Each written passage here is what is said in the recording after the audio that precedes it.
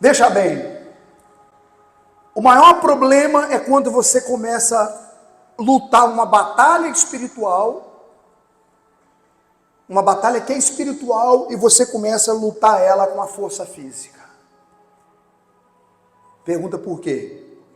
A Bíblia diz que a carne é fraca, o espírito está pronto, mas a carne é fraca. Então, se você começa a lutar na força do braço, na força da sua carne, uma batalha que ela é estritamente espiritual, você não vai vencer essa batalha. Você sabe o que vai acontecer com você? Você vai cair num esgotamento espiritual. E o esgotamento espiritual, ele está ligado ao esgotamento mental. Por que isso? O ser humano ele é corpo, alma, espírito. Se você estiver esgotado fisicamente, você está cansado, o que você faz? É lógico, né? Você descansa, mas tem gente que não faz isso. Tem gente que quando ela está cansada, ela desiste. Ah, eu desisti, por quê? Porque eu estou cansado. Não. Quando uma pessoa diz assim, eu desisti porque eu estou cansado, isso quer dizer que o cansaço não é um cansaço físico, é um cansaço espiritual. Porque o cansaço físico, você deita no sofá da sua casa, coloca um travesseiro, deita na sua cama, apaga as luzes e você dorme 8 horas. Você acorda como? Fala mais alto. Acorda descansado, né, João? Agora, quando o cansaço é um cansaço espiritual, isso está ligado à sua mente. Porque o Espírito Santo, o céu, Deus, ele é ligado no nosso espírito, que é a nossa mente. Corpo, alma e espírito. A alma nos faz conectar em amor com as pessoas. A alma nos conecta com pessoas. Mas o espírito nos conecta com Deus. Então, quando esse cansaço ele é espiritual, geralmente você desiste das coisas. A pessoa sai para trabalhar, ela montou um negócio, ela está trabalhando, ela está cansada, ela chega em casa, descansa. No outro dia ela levanta bem, sextou, sabadou, descansou, foi para a praia, foi para o sítio, foi para a fazenda, volta renovado, trabalha, não é assim? Vai descansando, trabalhando. Agora, quando é espiritual, ela para. E o que eu estou percebendo hoje? O que eu estou vendo hoje? Muitas pessoas que estão vivendo ataques espirituais. E porque elas estão vivendo ataques espirituais, elas param. Uma pessoa, quando ela está vivendo ataque espiritual, geralmente ela é uma pessoa que não dorme, porque ela está esgotada mentalmente. Além dela não dormir, ela tem dores musculares, ansiedade, depressão, desesperança, cansaço, irritabilidade. Existem algumas coisas que ela tinha facilidade de fazer, ela já não consegue mais fazer. Ela tem dificuldade de executar tarefas que outrora para ela era tarefa fácil.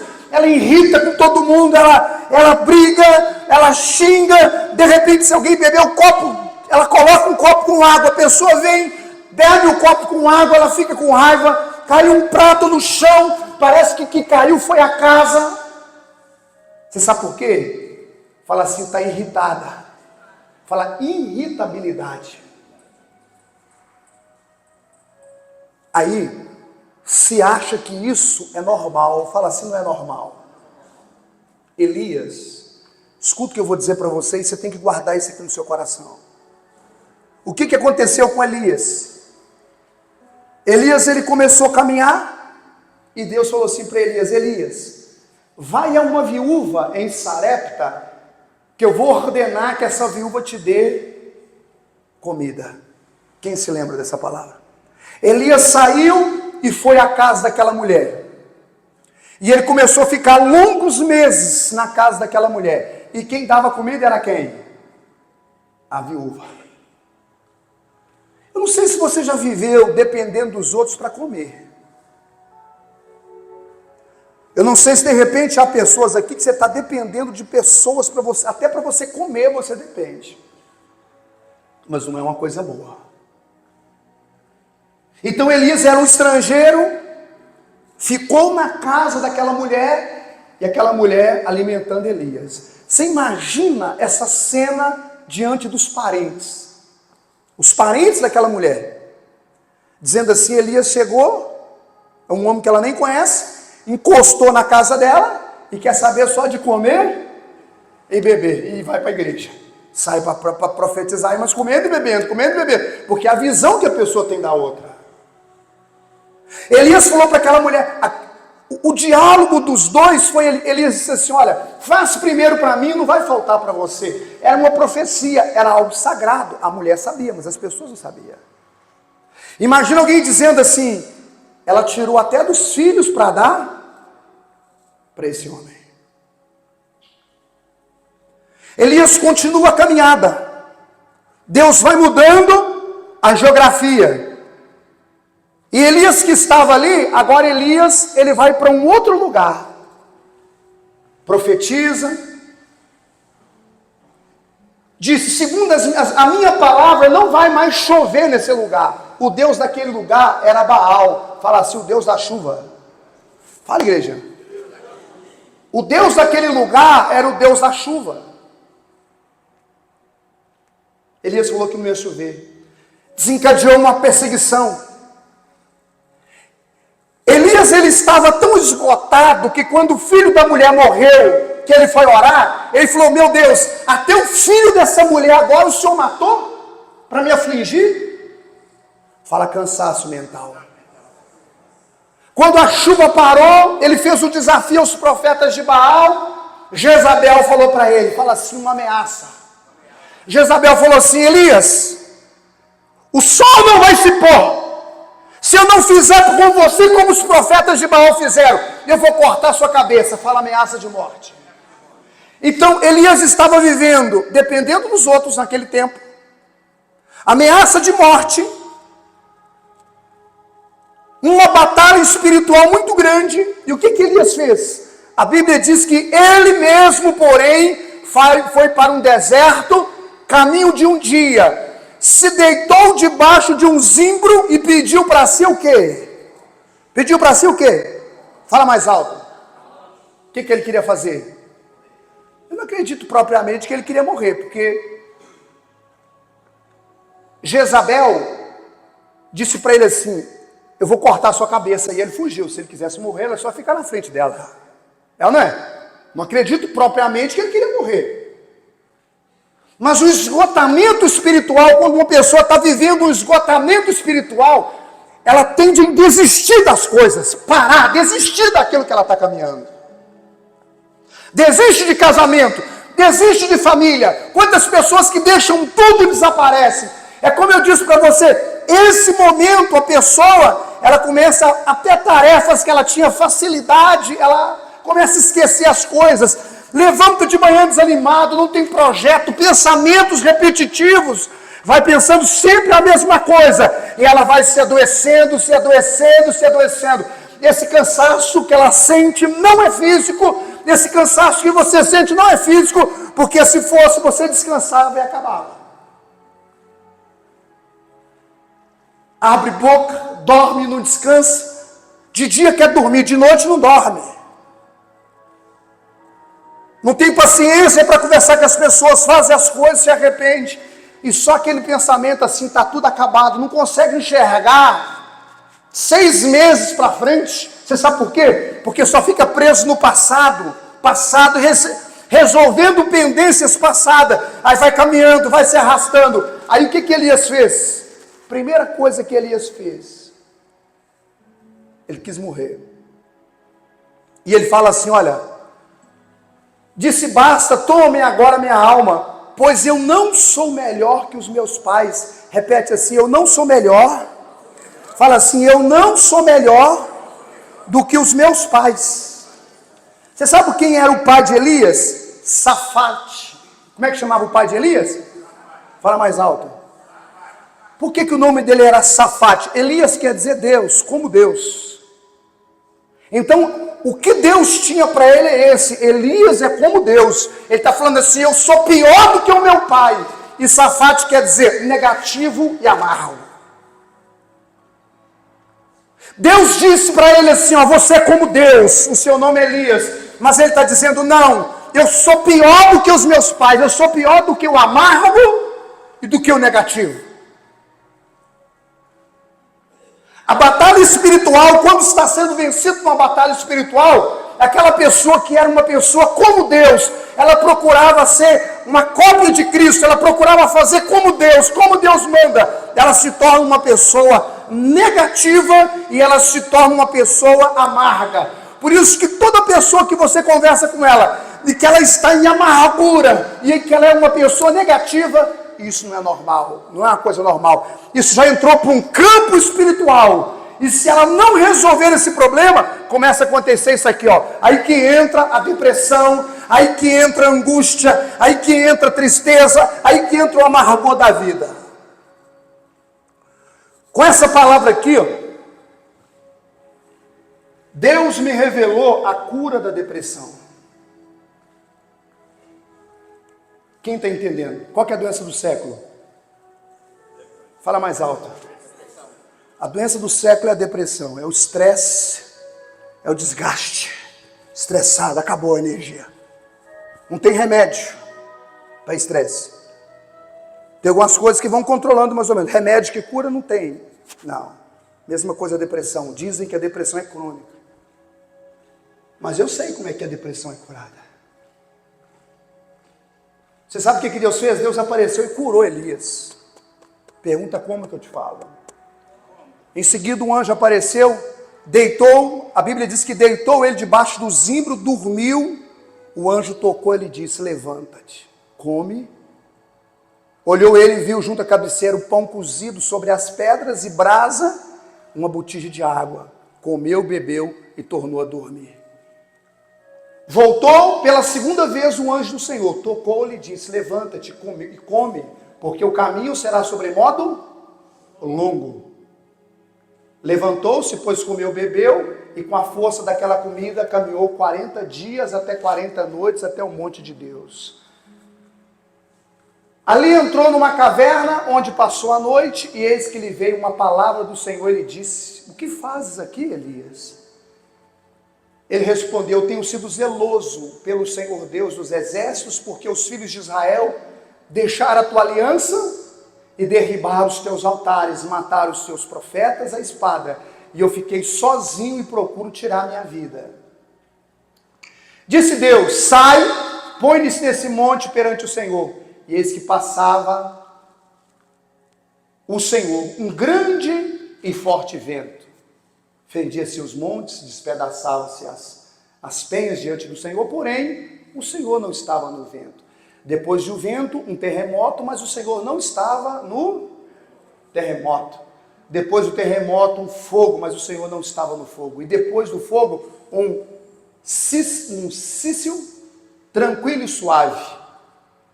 Ouvindo Elias, envolveu-se o rosto no manto, e saindo pôs-se à entrada da caverna, e eis que lhe veio uma voz e lhe disse, o que fazes aqui, Elias? Ele respondeu, tenho sido extremo zeloso pelo Senhor Deus dos exércitos, porque os filhos de Israel deixaram a sua aliança, derribaram os altares, e mataram os profetas à espada, e eu fiquei como? E procuro tirar minha vida. Disse o Senhor, vai, volta pelo caminho do deserto de Damasco. E chegando lá, unge Azael, rei sobre a Síria. Fala comigo assim, unge Azael, rei sobre a Síria. E depois o último versículo que eu vou ler é esse. E Jeú, filho de Nissi, ungirá rei sobre Israel. E também Eliseu, filho de Safate, Abel Meolá, ungirás profeta em seu lugar. Escuta uma coisa que eu vou dizer para você. O que Deus disse para ele? Você vai sair daqui hoje. Quando você sair daqui, você vai ungir reis. Você vai fazer o quê? A maior honra para um profeta nesse tempo era ungir reis. Depois ele diz assim, no seu lugar, eu vou ungir Eliseu. Ele vai dar continuidade àquilo que eu comecei em você. aquilo que você está ensinando, aquilo que você está pregando, aquilo que você está fazendo, vai entoar por gerações e gerações. Não vai morrer com você esse legado, mas ele vai... Você sabe o que Deus deu para ele? Fala esperança. Fala mais alto. Sabe o que Deus deu para ele? Fala assim, esperança. Solta a voz, fala esperança. Porque uma pessoa ela começa a querer morrer, uma pessoa ela começa a querer tirar a própria vida, uma pessoa começa a entrar em desespero, quando ela não consegue ver esperança, ela não consegue ver seus Zé Carlos cura, ela não consegue ver mais saída. Agora, quando a esperança chega, posso contar um fato para você? Eu fui no hospital orar por uma mulher, ela tinha 80 anos, quantos anos? 80 anos. Uma palavra que ela recebeu.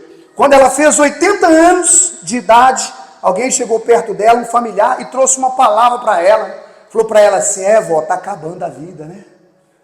Ela colocou aqui no coração, a minha vida está acabando, minha vida está acabando, minha vida está acabando, minha vida está acabando, minha vida está acabando. Quem está entendendo? Levanta a mão assim, ó. A mãe do Sr. Pedro foi pescar com ele essa semana, do Sr. Pereira, foi pescar com ele essa semana. Tem quantos anos, Sr. Pereira? 104 anos, está pescando esses peixes, traíra, piaba, tudo aí nos rios aí, ó Genésio. E você com 32, você fala para mim, está cansado, Genésio.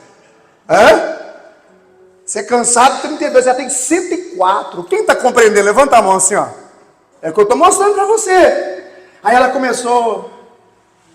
Aí eu cheguei no hospital, estava assim, ó. No hospital, vai para cá. Assim, ó.